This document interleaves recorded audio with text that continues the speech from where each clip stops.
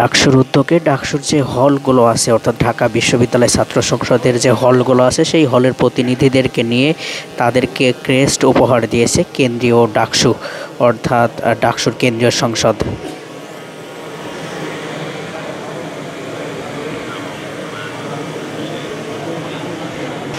ডাকসুর আজকের এই যে প্রতিনিধি সম্মেলন সেই প্রতিনিধি সম্মেলনে ডাকসুর যে প্রতিনিধি সম্মেলন সেই প্রতিনিধি সম্মেলনে উপস্থিত আছেন এখানে ডাকসুর ভিপি সাদিক কায়েম জিএস এম ফরহাদ এবং ডাকসুর ভিসি তিনিও কিন্তু ইতিমধ্যে এখানে উপস্থিত আছেন।